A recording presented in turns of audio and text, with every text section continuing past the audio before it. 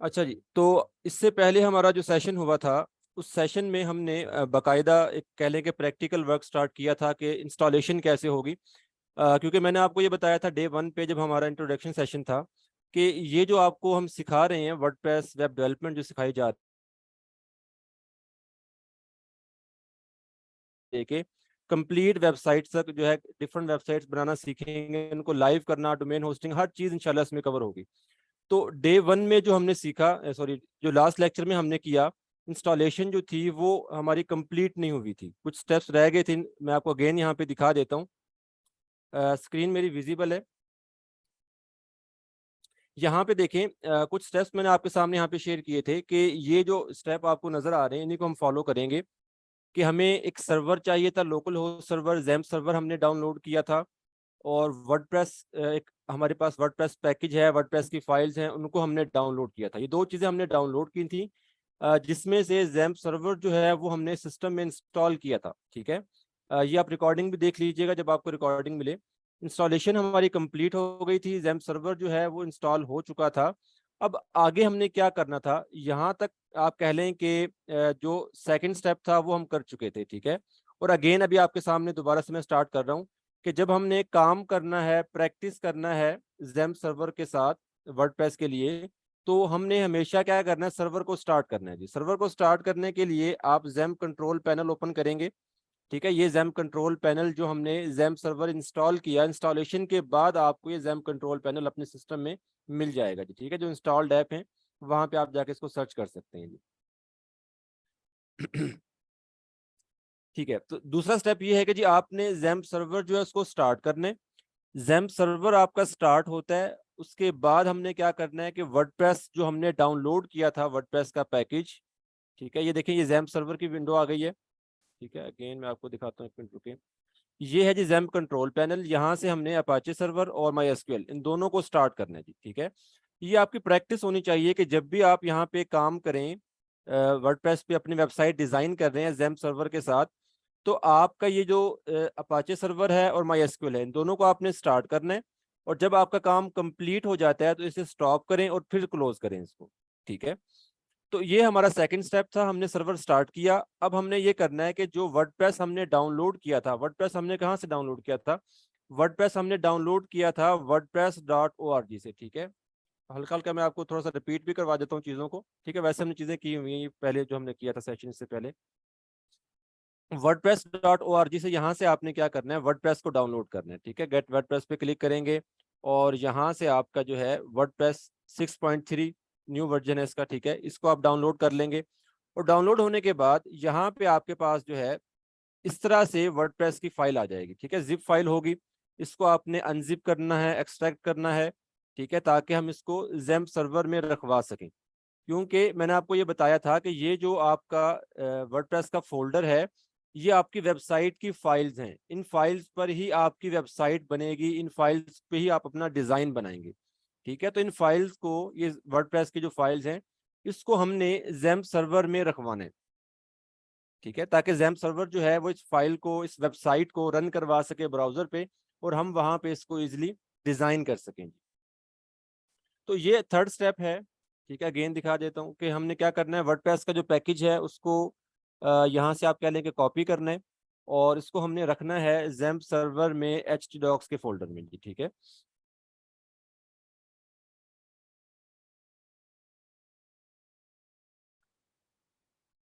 यहाँ पे एक्सट्रैक्ट हो रहा है। इससे जो नेक्स्ट स्टेप है वो भी आप देख लें कि हमने एक डेटाबेस क्रिएट करना था इस वर्डप्रेस के पैकेज के लिए, यानी कि इस वेबसाइट के लिए एक डेटाबेस क्रिएट करना है। डेटाबेस का भी मैंने आपको बताया था कि डेटाबेस हम किस लिए क्रिएट करते हैं, ताकि इन फाइल्स पे हम जो आगे काम करेंगे, वेबसाइट पे जो भी आप काम कर रहे होंगे, वो तमाम चेंजिंग्स, वो तमाम अपडेट्स जो आप वेबसाइट पे करेंगे वो आपके डेटाबेस में सेव होती हैं। ठीक है, ताकि जैसे जैसे डेटाबेस में सेव होती रहें, आपका डिज़ाइन अपडेट होता रहेगा। ब्राउज़र जो है जब भी वेबसाइट को एक्सेस करेगा, तो वो डेटाबेस से ही एक्सेस कर रहा होता है, डेटाबेस में जो भी आपकी चेंजिंग्स होंगी वहाँ पे सेव होंगी जी। ठीक है, तो उसके लिए डेटाबेस बनाना है। डेटाबेस आप कहाँ से बनाएंगे, डेटाबेस आप बनाएंगे, आप जाएंगे ब्राउज़र पे। ठीक है, ब्राउज़र पे आके यहाँ पे आपने लिखना है लोकल होस्ट स्लैश php माई एडमिन। ठीक है, टाइप कर लीजिएगा localhost/php_my_admin, इस पे आप जाएंगे और यहाँ पे आपने डेटाबेस क्रिएट करने। मे भी कुछ स्टूडेंट्स हमारे साथ अभी न्यू हों जिन्होंने लास्ट सेशन ना लिया हो, तो हो सकता है उन्हें कुछ चीज़ें यहाँ पे लग रहा हो कि हम कुछ चीज़ों को स्किप कर गए हैं। तो उसके लिए आप जो है रिकॉर्डिंग देखिएगा, रिकॉर्डिंग में ये तमाम चीज़ें डिटेल से मैंने बताई थी। बस हुआ ये था कि इंस्टॉलेशन कंप्लीट नहीं हुई थी जिसे हम कंप्लीट कर रहे हैं अब, ठीक है। तो आप डे 1, डे 2 और डे 3 की रिकॉर्डिंग देखें, आपको चीज़ें जो है वो समझ आ जाएंगी। और फिर भी आपको कोई इशू हो, कुछ चीज़ समझ ना आए, कहीं पे आपको एरर आए, कोई भी आपको प्रॉब्लम फेस करना पड़े, तो वो आप मुझसे पूछ सकते हैं कि सर हमें ये इशू आ रहा है जी, ठीक है। वो आपको इंशाल्लाह व्हाट्सएप पे मुकम्मल गाइड किया जाएगा जी, ठीक है।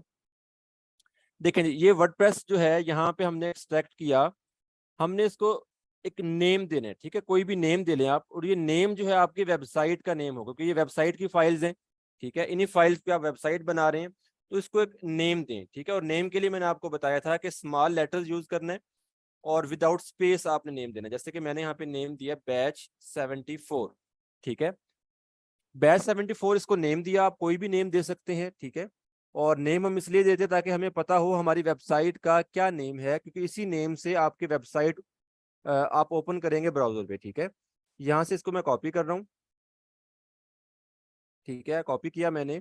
और जहाँ पे आपने ज़ैम्प सर्वर को इंस्टॉल किया है, जैसे कि मैंने ज़ैम्प सर्वर को सी ड्राइव में इंस्टॉल किया था, तो जहाँ पे आपने जिस ड्राइव में इंस्टॉल किया होगा वहीं पे ज़ैम्प का फोल्डर बन जाएगा, ठीक है। जैसे कि ज़ैम्प का फोल्डर बना हुआ है, ज़ैम्प सर्वर के फोल्डर को ओपन किया मैंने, और यहाँ पे आपको एक फोल्डर नजर आ रहा है htdocs का, ठीक है। आपने क्या करना है, htdocs को ओपन करना है और यहाँ पे पेस्ट कर देना है उस वर्डप्रेस के फोल्डर को जो हमने अभी कॉपी किया था नेम चेंज करके जी, ठीक है। अच्छा जी, ये यहाँ पे कॉपी हो रहा है। और यहाँ पे आपको नेक्स्ट स्टेप जो था डेटाबेस क्रिएट करने वाला, वो आपको मैं यहाँ पे दिखा देता हूँ कि जब आप ब्राउजर पे आएंगे localhost/php_my_admin इंटर करेंगे, तो इस तरह का आपके सामने इंटरफेस आएगा जिसमें डेटाबेसेस लिखा हुआ है टॉप पे। यहाँ पे आप आएंगे, डेटाबेसेस पे क्लिक करेंगे और डेटाबेसेस पे क्लिक करने के बाद यहाँ पे आपको क्रिएट डेटाबेस लिखा हुआ नजर आ रहा है जी, ठीक है। ये क्रिएट डेटाबेस आ गया जी। क्रिएट डेटाबेस में यहाँ पे आपने डेटाबेस को नेम देना है, ठीक है। जस्ट यहाँ पे आप सिंपल नेम देंगे, जैसे कि डेटाबेस तो हम बना चुके हैं ना, जस्ट आपको बता रहा हूँ मैं एक दफ़ा, क्या आपने दोबारा अगर समझ नहीं आई तो अगेन बता दूं कि किस तरह से डेटाबेस क्रिएट होता है। कि यहाँ पे आपने डेटाबेस नेम देना है, नेम डेटाबेस का आप जो चाहे रख लें, ठीक है, लेकिन वही चीज़ कि आपने स्मॉल लेटर्स यूज करना है, विदाउट स्पेस नेम देना है। और एक चीज़ और करना है, क्योंकि हमारे जब हम प्रैक्टिस कर रहे होंगे तो एक टाइम में डिफरेंट वेबसाइट्स हम बनाएंगे, ठीक है।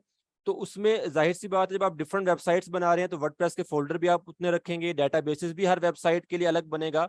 तो यहाँ पे आपकी कोशिश ये होनी चाहिए कि हर डेटाबेस का नेम डिफरेंट हो, पहले से यूज ना किया हो, ठीक है।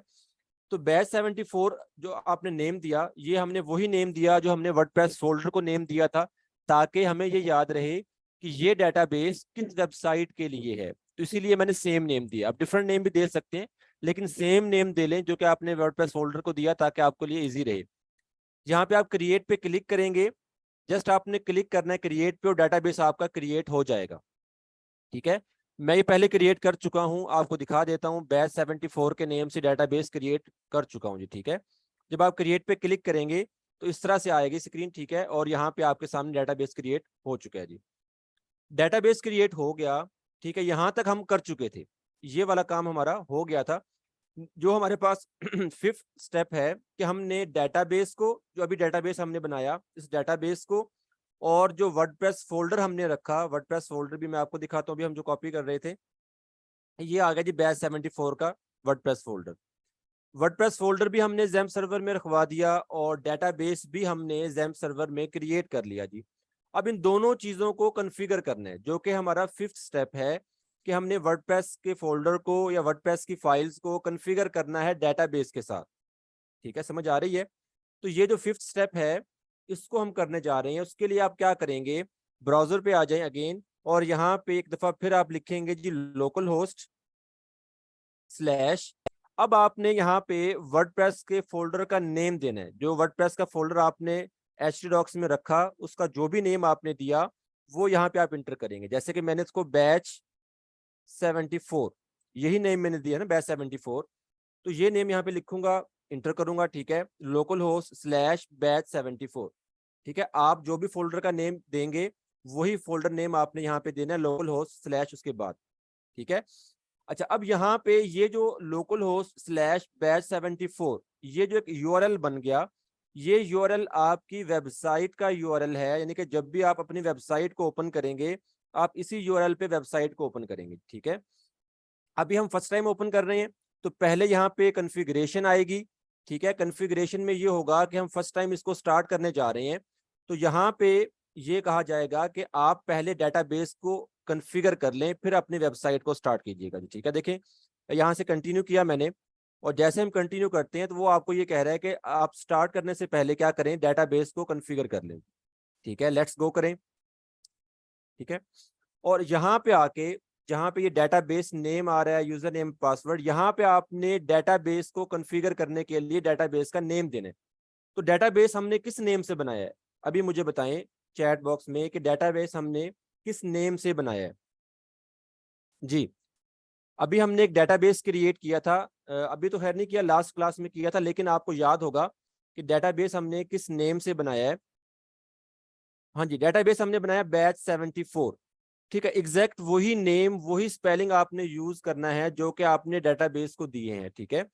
यहाँ पे डेटाबेस बैच 74, और डेटाबेस का यूजर नेम क्या हमने दिया था, डेटाबेस को क्रिएट करते हुए डेटाबेस को यूजर नेम हमने दिया, यूजर नेम क्या दिया था हमने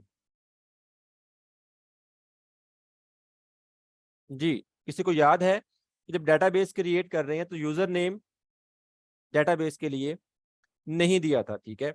जब हमने डेटाबेस क्रिएट किया, सिंपल हमने डेटाबेस को एक नेम दिया और क्रिएट पे क्लिक किया, डेटाबेस खुद ब खुद बन गया था, हमने यूजर नेम उसको नहीं दिया था, पासवर्ड भी नहीं दिया था, ऐसा ही है ना। अच्छा, यहाँ पे ऐसा होता है कि जब हम डेटाबेस क्रिएट करते हैं तो एक बाय डिफॉल्ट यूजर नेम यहाँ पे और पासवर्ड आ जाता है, जो कि PHP माई एडमिन की तरफ से खुद ब खुद आप कह लें कि जनरेट होता है। और वो ये होता है कि यूजर नेम जो है वो रूट होगा, ROOT रूट, और आप यही यूज करेंगे। यानी कि डेटाबेस जो हमने बनाया उस डेटाबेस का यूजर नेम रूट है और पासवर्ड जो है ब्लैंक है, यानी कि खाली है, यहाँ पे आप इसको ऐसा छोड़ देंगे जी, ठीक है। इस जगह पे स्क्रीन पे आपने बस दो ही चीजें इंटर करना है, डेटाबेस नेम देना है जो भी डेटाबेस आपने नेम दिया, और उसके बाद यूजर नेम में आप रूट लिखेंगे, ठीक है। सबमिट कर दें यहाँ पे आप, ठीक है। अब देखें सबमिट हमने किया तो कॉन्फ़िगरेशन हो चुकी है, इंस्टॉलेशन अब हो रही है, ठीक है। और इंस्टॉलेशन में यानी कि वर्डप्रेस को हमने इंस्टॉल कर रहे हैं डेटाबेस पे, तो यहाँ पे अब आपकी इंफॉर्मेशन आएगी, किस चीज की आएगी, वेबसाइट की। जो वेबसाइट आप बना रहे हैं उस वेबसाइट की इंफॉर्मेशन आपने यहाँ पे देना है। इंफॉर्मेशन में सबसे पहले है जी टाइटल है, यानी कि वेबसाइट का टाइटल क्या हो, तो टाइटल आप जो चाहे दे लें, हम इसे बाद में भी चेंज कर सकते हैं, ठीक है। तो टाइटल आप जो भी दे लेंगे इसको आप बाद में चेंज कर सकते हैं। अभी के लिए मैंने यहाँ पे दिया LWE लर्निंग, ठीक है।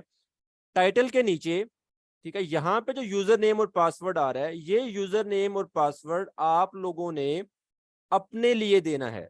जब आप दोबारा इस वेबसाइट पे आएंगे, वेबसाइट के डैशबोर्ड पे जाएंगे, लॉगिन करके वेबसाइट को डिजाइन करेंगे, उसके लिए हमें एक यूजर नेम और पासवर्ड चाहिए।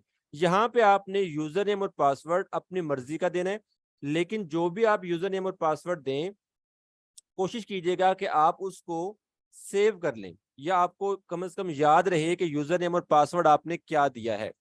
क्योंकि यूजर नेम और पासवर्ड अगर आप भूल जाते हैं तो इसको कह लें कि रिकवर करना आपके लिए थोड़ा सा मुश्किल हो जाएगा जी, ठीक है। जैसे मैंने सेव किया हुआ एक फाइल बना के, ठीक है, आप भी ऐसे सेव कर सकते हैं। तो यहाँ पे यूजर नेम और पासवर्ड दिया मैंने, ठीक है। टाइटल देंगे, यूजर नेम और पासवर्ड जो है इसको सेव कर लीजिएगा।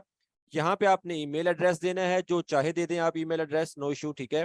और ये जो चीजें आपकी हो गई हैं, यहाँ पे आप कर देंगे इंस्टॉल वर्डप्रेस, ठीक है। ये लास्ट स्टेप था जो कि हमने कंप्लीट किया है, ठीक है। ये अगेन बता रहा हूँ, यहाँ पे देखें आपने ज़ैम्प सर्वर डाउनलोड किया, आपने वर्डप्रेस का पैकेज डाउनलोड किया, फिर आपने ज़ैम्प सर्वर जो डाउनलोड किया था जो कि आपको कुछ इस तरह की फाइल नजर आ रही थी ये वाली, उसको आपने इंस्टॉल किया सिस्टम में।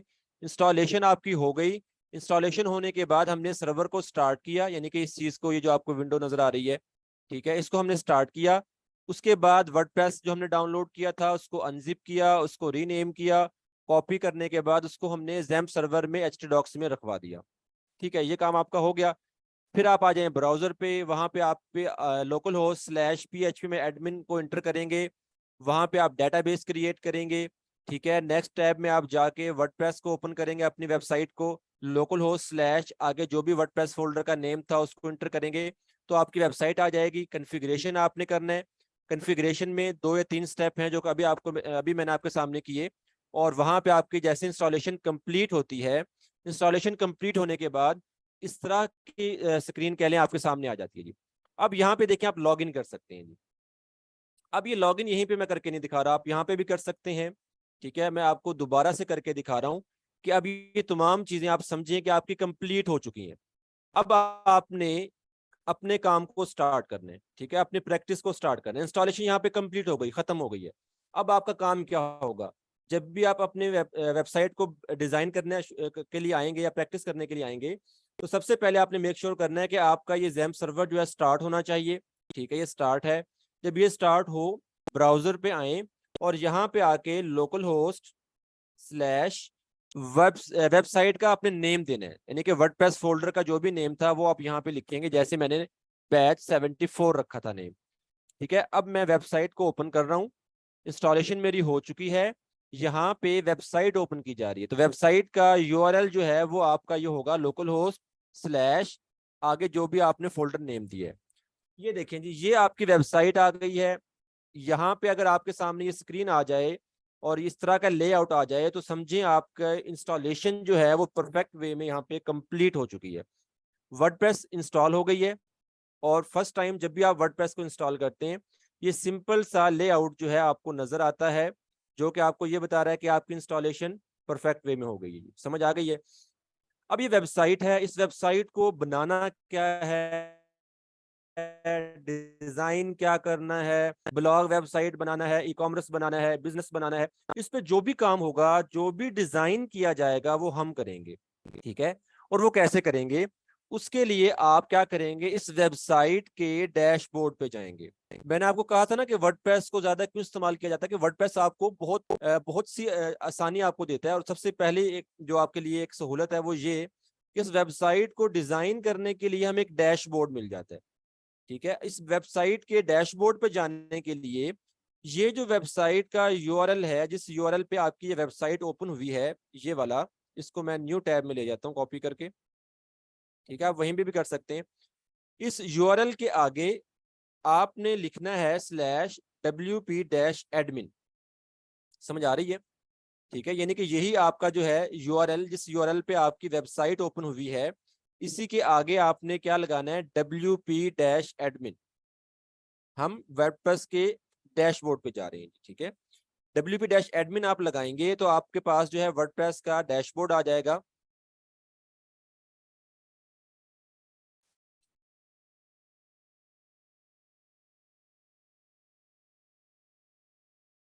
Wait a minute.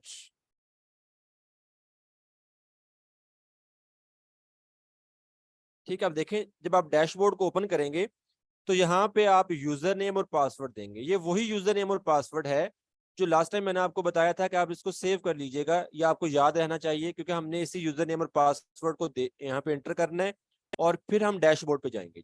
ठीक है, अगेन मैं आपको दिखा देता हूँ कि ये आपका यूआरएल है, लोकल होस्ट स्लैश बैच 74, और इसके आगे wp-admin आपने लगाना है और आपका ये डैशबोर्ड आ जाएगा, जहाँ पे आपने यूजर नेम देना है, आपने पासवर्ड देना है और आप कर देंगे लॉगिन। ठीक है, यहाँ पे आप लॉगिन करेंगे तो आपकी जो है वेबसाइट का डैशबोर्ड ओपन हो जाएगा। ये है जी वर्डप्रेस का डैशबोर्ड। समझ आ गई है? ये वर्डप्रेस का डैशबोर्ड है और ये आपकी वेबसाइट है। ठीक है, अब इस वेबसाइट पे जो भी काम होगा वो आप इस डैशबोर्ड पे करेंगे। ये डैशबोर्ड आपको नजर आ रहा है एज ए एडमिन, क्योंकि आप इस वेबसाइट के एडमिन हैं, इस वेबसाइट के डेवलपर हैं, तो आपको ये डैशबोर्ड नजर आ रहा है क्योंकि आपके पास इसका यूजर नेम और पासवर्ड है, आपने इसको ओपन किया है। अदरवाइज दूसरे जो क्लाइंट्स होंगे या यूजर होंगे इस वेबसाइट के, जो वेबसाइट को यूज कर रहे होंगे, उन्हें ये वेबसाइट नजर आ रही होगी। जैसे आप किसी भी वेबसाइट पे जाते हैं ना, किसी भी इंस्टीट्यूट की वेबसाइट पे, किसी भी आप जो है ब्लॉग वेबसाइट पे जाते हैं, ई कॉमर्स स्टोर पे जाते हैं, तो आपको तो सिंपल एक वेबसाइट नजर आ रही होती है, लेकिन उसके पीछे क्या है, वो तमाम चीजें ये डैशबोर्ड पे ही हो रही होती हैं। तो आपको एज ए एडमिन ये डैशबोर्ड नजर आ रहा होगा, और जो आपकी वेबसाइट के यूजर्स होंगे उन्हें जस्ट ये वेबसाइट ही नजर आ रही होगी। समझ आ गई आपको? ठीक है। अब इस वेबसाइट को डिजाइन कैसे करना है, इस वेबसाइट पे हमने क्या कुछ बनाना है, इस वेबसाइट को कैसे डिजाइन करेंगे, ब्लॉग वेबसाइट कैसे बनाएंगे, ई कॉमर्स स्टोर कैसे बनाएंगे, तमाम चीजें जो हैं इसी डैशबोर्ड से ही आप बना रहे होंगे, डिजाइन कर रहे होंगे जी। समझ आ गई यहां तक आप लोगों को? इजी चीज है ना, मुश्किल तो नहीं है। बस यही इंस्टॉलेशन थोड़ी सी आप कह लें कि टेक्निकल सी थी, एक डिफिकल्ट थी। अब इससे आगे काम बहुत आसान है। और ये भी इंशाल्लाह आप जब ज्वाइन करेंगे ना, व्हाट्सएप ग्रुप आप ज्वाइन करेंगे, तो वहां पे तमाम चीजें आपको बार बार रिपीट करवाई जा रही होंगी, आपको एक एक चीज जो है आप कह लें कि गाइड की जाएगी दोबारा से। ठीक है। अच्छा जी, अभी डैशबोर्ड आ गया, इस डैशबोर्ड का थोड़ा सा ओवरव्यू ले लें, उसके बाद फिर हम चलेंगे आगे कि हमने काम कैसे करना है जी।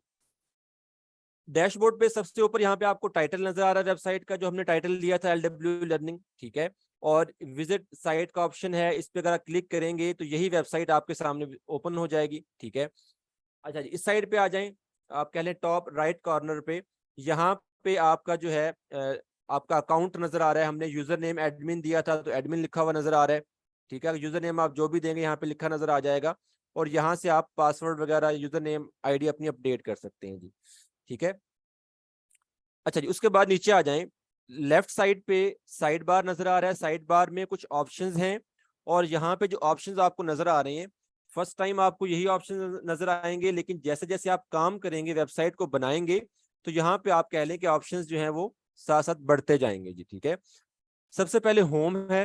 होम में आपके पास ये एक स्क्रीन नजर आ रही है, जिसपे कुछ आप कह लें कि शॉर्ट लिंक्स हैं, कुछ अपडेट्स यहाँ पे आपको नजर आ रही होती हैं। होम के नीचे अपडेट्स का सेक्शन है, जहाँ पे जो भी न्यू अपडेट्स आती हैं, जैसे अभी वर्डप्रेस 6.3 आप कह लें कि न्यू वर्जन आया है, नेक्स्ट नेक्स्ट जो भी आएगी अपडेट्स उसकी वर्डप्रेस की आएगी, थीम आप यूज कर रहे होंगे, प्लगइन्स कर रहे होंगे, तो उसकी तमाम अपडेट्स आपको यहाँ पे नजर आ रही होती हैं जी। उसके बाद आ गया जी पोस्ट का सेक्शन। पोस्ट का सेक्शन क्या होता है जी? पोस्ट का सेक्शन हम इस्तेमाल करते हैं ब्लॉग वेबसाइट के लिए। ठीक है। अब देखिए, आप एक वेबसाइट बना रहे हैं, वेबसाइट पे वेबसाइट को बनाने का, वेबसाइट को डिजाइन करने का एक एक पर्पज है ना, वो क्या है? वेबसाइट का पर्पज ये है कि हमने उस पर जो कंटेंट डिजाइन किया है, हम वो कंटेंट अपने यूजर्स को दिखाना चाह रहे हैं। यानी कि अगर मैंने अपनी वेबसाइट एक कंपनी की बनाई है, तो मैं ये चाह रहा हूँ कि मेरी कंपनी की जितनी भी डिटेल्स हैं वो तमाम मेरी वेबसाइट पे नजर आ रही हूँ, जो कि यूजर्स देख सकें। एक ई कॉमर्स स्टोर है, उस पर मेरी जितनी भी प्रोडक्ट्स हैं वो प्रोडक्ट्स मैं यहाँ पे दिखा रहा हूँ, ताकि मेरे कस्टमर जो हैं वो उस प्रोडक्ट्स को देख सकें। ऐसा ही होता है ना? तो वेबसाइट का असल मकसद ये है कि हमने अपने यूजर्स को कंटेंट दिखाना है। अब वो कंटेंट जो है वो डिफरेंट टाइप्स का होता है। यानी कि अगर आपका ई कॉमर्स स्टोर होगा, तो आपका कंटेंट क्या होगा? आपका कंटेंट प्रोडक्ट्स होंगी, जो आप प्रोडक्ट्स दिखा रहे हैं अपने क्लाइंट्स को, कस्टमर्स को। ठीक है। अगर आपकी एक बिजनेस या पोर्टफोलियो वेबसाइट है, तो वहां पे आप कंटेंट डिजाइन करेंगे पेजेस की सूरत में। आप डिफरेंट पेज बनाएंगे, सर्विसेज का पेज बनाएंगे, अबाउट अस का बनाएंगे, होम का बनाएंगे, कॉन्टैक्ट अस का बनाएंगे, डिफरेंट पेजेस बनाएंगे, उन पेजेस पे अपना कंटेंट डिजाइन करेंगे। ठीक है। अगर आपने एक ब्लॉग वेबसाइट बनानी है, ब्लॉग वेबसाइट में हम अपना कंटेंट किस तरह से शेयर कर रहे होते हैं? पोस्ट की सूरत में। ऐसा ही है ना, कि ब्लॉग वेबसाइट पे हम आर्टिकल्स लगा रहे होते हैं, पोस्ट डाल रहे होते हैं, तो हमारा जो कंटेंट आएगा हमारी वेबसाइट पे, वो पोस्ट की सूरत में हम शेयर करेंगे अपने यूजर्स के साथ। तो यहाँ पे जो पोस्ट का सेक्शन है, जब हम ब्लॉग वेबसाइट बनाते हैं या हमने ब्लॉग पोस्ट करना होती है, तो वो हम यहाँ से कर रहे होते हैं। पोस्ट कैटेगरीज भी यहीं से बनाई जाती हैं, फिर पोस्ट भी आप यहीं से कर रहे होते हैं। यहाँ पे मैं आपको एक ब्लॉग वेबसाइट दिखा देता हूँ। न्यूज वेबसाइट जितनी भी होती है मोस्टली वो ब्लॉग वेबसाइट होती हैं। आर्टिकल्स आप रीड कर रहे होते हैं, वो भी आप कह लें कि ब्लॉग वेबसाइट होती है। यहाँ पे एक न्यूज वेबसाइट ओपन कर रहा हूँ मैं, प्रो पाकिस्तानी, ठीक है, .pk। ये आपके पास एक ब्लॉग वेबसाइट है। इस पे ये जो आपको ये डिफरेंट पोस्ट नजर आ रही है, ये भी एक पोस्ट है, ये भी पोस्ट है। ठीक है। ये डिफरेंट पोस्ट है, पोस्ट की ये फीचर्ड इमेज है। ये यहाँ पे पोस्ट का टाइम कह लें, डेट कह लें कि पोस्ट कब अपलोड की गई है, और ये यहाँ पे आप कह लें उसका टाइटल आया हुआ है। ठीक है। यानी कि जब आपने अपनी वेबसाइट पे टाइम टू टाइम चीजें अपडेट करना हो, ठीक है, कुछ कुछ टाइम के बाद आप वहां पे पोस्ट करना चाह रहे हो, कंटेंट शेयर करना चाह रहे हो, तो फिर हम क्या करते हैं, पोस्ट की सूरत में वेबसाइट पे इस तरह से कंटेंट शेयर कर रहे होते हैं। अब देखें ना, ये कुछ कुछ देर बाद यहाँ पे पोस्ट लगी हुई है, 5 मिनट बाद है, कोई 10 मिनट बाद है, कोई 15 मिनट बाद है, ऐसे ही है। तो ये पोस्ट यहाँ पे जब आप कर रहे हैं तो ये आप कर रहे होंगे पोस्ट सेक्शन से, यहीं से। और ऐसे ही ऊपर अगर आप देखें तो ये tech and telecom, business, car base, sports, education, ये पोस्ट कैटेगरीज हैं कि हमने डिफरेंट कैटेगरीज बनाई, उन कैटेगरीज के रेलिवेंट हम क्या कर रहे हैं, पोस्ट कर रहे हैं। जैसे ये कार के रेलिवेंट है, ये आपको यहाँ पे एजुकेशन के रेलिवेंट नजर आ रही है, ठीक है। ऐसे अगर आप नीचे आ जाएं तो यहाँ पे आपको बिजनेस के रेलिवेंट नजर आ रही है, टेक एंड टेलीकॉम के रेलिवेंट नजर आ रही है। तो डिफरेंट कैटेगरीज हम बनाएंगे, उन कैटेगरीज के रेलिवेंट हम क्या कर रहे होते हैं, पोस्ट कर रहे होते हैं। तो पोस्ट के सेक्शन से हम क्या करेंगे, पोस्ट करेंगे अपनी ब्लॉग वेबसाइट के लिए जी। समझ आ गई आपको। उसके बाद आता है जी मीडिया का सेक्शन। मीडिया के सेक्शन में क्या होता है कि जब भी आप अपनी वेबसाइट पे कोई भी इमेजेस अपलोड करेंगे, वीडियो अपलोड करेंगे, पीडीएफ फाइल्स अपलोड करेंगे, तो वो तमाम चीजें आपको मीडिया लाइब्रेरी में नजर आएंगी। जैसे कि देखें ना, ये डिफरेंट इमेजेस आपको नजर आ रही हैं, पोस्ट के इमेजेस हैं, ये तमाम मीडिया लाइब्रेरी में है। ये वेबसाइट जो मैं आपको दिखा रहा हूँ, ये भी वर्डप्रेस पर ही बनाई गई है। ये जो प्रो पाकिस्तानी है, ये वर्डप्रेस पर ही डिजाइन की गई है, ठीक है। बहुत सी वेबसाइट आपको वर्डप्रेस पे नजर आती हैं। अच्छा जी, तो अब ये जो इमेजेस हैं ये कहाँ पे होंगी, मीडिया लाइब्रेरी में होंगी। उसके बाद आ गया जी पेजेस का सेक्शन। पेजेस के सेक्शन में क्या होता है कि ब्लॉग वेबसाइट पे तो आपने चूंकि कंटेंट टाइमली अपडेट करना है, ठीक है, तो यहाँ पे आप पोस्ट की सूरत में कर रहे हैं। लेकिन अगर आपने एक बिजनेस वेबसाइट बनाना हो जहां पे आप पोस्ट नहीं करना चाह रहे, आप चाह रहे हैं कि हमारा कंटेंट जो है वो स्टैटिक फॉर्म में हो, डिफरेंट पेजेस की सूरत में हम क्या करते हैं, कंटेंट वहां पे डिजाइन करते हैं, ठीक है। जैसे यहाँ पे एक वेबसाइट मैं आपको दिखाता हूँ।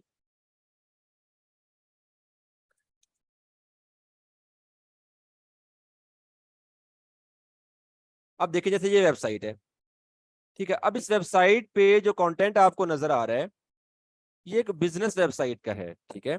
यहाँ पे देखिए डिफरेंट पेजेस हमने बनाए हैं, और हर पेज पे आपको डिफरेंट कंटेंट नजर आएगा। होम का पेज है तो डिफरेंट कंटेंट है, ठीक है। अगर आप अबाउट अस पे जाएंगे तो अबाउट अस पे आप कह लें कि डिफरेंट कंटेंट आपको नजर आ रहा होगा, ठीक है। ऐसे ही अगर आप जाएं कॉन्टैक्ट अस पे जाएं, सर्विसेज पे जाएं, तो हर जगह पे आपको डिफरेंट कंटेंट मिलेगा। और ये कंटेंट स्टैटिक है, यानी टाइम टू टाइम अपडेट नहीं कर रहे हम इसको। हमने एक दफा इसको डिजाइन किया और डिजाइन होने के बाद ये कंटेंट आपको नजर आ रहा है जी। समझ आ गई है। तो ये एक बिजनेस या पोर्टफोलियो वेबसाइट की टाइप है, जबकि ये एक आप कह लेंगे ब्लॉग वेबसाइट की टाइप है। तो जब हमने काम करना हो बिजनेस वेबसाइट के लिए, पोर्टफोलियो वेबसाइट के लिए, तो हम क्या करते हैं, पेजेस बनाते हैं। पेज बना के उन पेजेस को डिजाइन करते हैं, जैसे कि पेजेस डिजाइन किए हुए हैं, ठीक है। और जब आपने एक ब्लॉग वेबसाइट बनाना हो तो उसके लिए हम क्या कर रहे होते हैं, पोस्ट सेक्शन पे जाके पोस्ट कर रहे होते हैं, डिफरेंट कैटेगरीज बना के जी। उसके बाद आ गया जी कमेंट्स का सेक्शन। कमेंट सेक्शन में क्या होता है कि जब आप यहाँ पे ये पोस्ट करेंगे ना, कोई भी पोस्ट करेंगे, उस पोस्ट के नीचे आपका कमेंट सेक्शन होता है। जैसे कि अब मैं ये पोस्ट ओपन कर लेता हूँ जी, ठीक है। अब मैंने ये पोस्ट ओपन की है, तो इस पोस्ट में आप देखें कि ये टाइटल आ गया, ये पोस्ट की फीचर इमेज आ गई है, और ये पोस्ट ओपन करने पे पोस्ट की डिटेल आ रही है, डिस्क्रिप्शन आ रहा है जी। तो ये कंप्लीट डिस्क्रिप्शन है पोस्ट का। जब कंप्लीट डिस्क्रिप्शन आप रीड करें तो नीचे आपको यहाँ पे कमेंट सेक्शन नजर आ रहा है। ये तकरीबन हर ब्लॉग वेबसाइट पे जो आप पोस्ट रीड कर रहे होंगे, आर्टिकल्स रीड कर रहे होंगे, उसके नीचे कमेंट सेक्शन होता है, जहां पे जिसने ये पोस्ट रीड की, जैसे कि अभी हम इस वेबसाइट के यूजर है ना, इस वेबसाइट को यूज कर रहे हैं, तो इस कॉलम को, सॉरी, इस आप कह लें कि ब्लॉग पोस्ट को या इस आर्टिकल को रीड करने के बाद कोई कमेंट हम करना चाहें, यहाँ पे कर सकते हैं। तो यहाँ पे जो भी कमेंट होगा एज ए एडमिन, वो हमें कमेंट सेक्शन में यहाँ पे नजर आ रहा होगा जी। यानी कि हमारी पोस्ट जो भी होंगी, इन पोस्ट पे जो भी कमेंट करेगा कोई भी, तो वो कमेंट सेक्शन में नजर आ रहा होगा जी। उसके नीचे आ गया जी अपीयरेंस का सेक्शन। अपीयरेंस में क्या होता है, अपीयरेंस में हम थीम्स के साथ काम कर रहे होते हैं जी, ठीक है। थीम सेक्शन में आप क्या करते हैं, थीम इंस्टॉल करते हैं। थीम हम क्यों इंस्टॉल करते हैं, ये थीम होता क्या है जी। देखिए, वेबसाइट को डिजाइन करने के लिए, अभी तो ये वेबसाइट इस तरह का आपको नजर आ रही है, लेकिन ये कोई डिजाइन तो नहीं है ना, ये एक सिंपल सा लेआउट है जो कि बता रहा है कि आपकी वर्डप्रेस इंस्टॉल हो चुकी है। अब हमने इसको डिजाइन करना है। डिजाइन करने के लिए हमें एक थीम चाहिए, हम थीम लेंगे, उस थीम पर अपना डिजाइन बनाएंगे। जैसे कि जी ये सर, यू मैंने हैव आपको 1 दिखाई, मिनट लेफ्ट। जी जी, हमने आपको एक वेबसाइट दिखाई। अब इस वेबसाइट में देखिए एक डिजाइन बनाया गया है। अब ये डिजाइन बनाने के लिए हमें एक थीम चाहिए, हम थीम लेके ही डिजाइन बनाएंगे। तो अपीयरेंस के सेक्शन में हम क्या करेंगे, थीम्स इंस्टॉल कर रहे होते हैं। जब थीम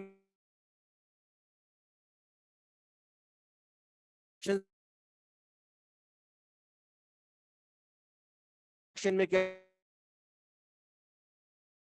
रिकॉर्डिंग स्टॉप हो गई है। अच्छा जी, प्लगइन्स के सेक्शन में क्या होता है, प्लगइन्स के सेक्शन में हमने कोई भी अगर वेबसाइट पे फंक्शनैलिटी या कोई फीचर ऐड करना है तो उसके लिए डिफरेंट प्लगइन्स को हम इस्तेमाल करेंगे। ठीक है, चीजें हम जब यूज करेंगे ना तो आपको अच्छी तरह समझ आ जाएंगे। अभी जस्ट आपको ओवरव्यू दे रहा हूँ जी। उसके बाद यूजर का आ गया। यूजर में जैसे आपने अपना एडमिन रोल बनाया, किसी और को एडमिन बनाना चाह रहे हैं, किसी को आप यहाँ पे एक्सेस देना चाह रहे हैं डैशबोर्ड की, आप यूजर से दे सकते हैं। टूल्स और सेटिंग्स में डिफरेंट सेटिंग्स हैं वेबसाइट के रेलिवेंट, जो ये हम जब वेबसाइट को डिजाइन करेंगे तो इंशाल्लाह आपको बेहतर समझ आएगी कि किस तरह से आप वेबसाइट पे काम करेंगे जी। तो ये कुछ ऑप्शंस हैं, ये कुछ आप कह लें सेक्शंस हैं। जब हम इसको डिजाइन करना शुरू करेंगे नेक्स्ट क्लास से इंशाल्लाह, तो आपको एक एक चीज जो है आप यहाँ पे प्रैक्टिकल करके दिखाई जाएगी, तो आपको बेहतर समझ आएगी कि ये तमाम चीजें काम कैसे करेंगी, वेबसाइट डिजाइन कैसे होगी और किस तरह से आप डिफरेंट डिजाइन बनाएंगे जी। ठीक है, अब आप कोई क्वेश्चन पूछ सकते हैं। आपका क्वेश्चन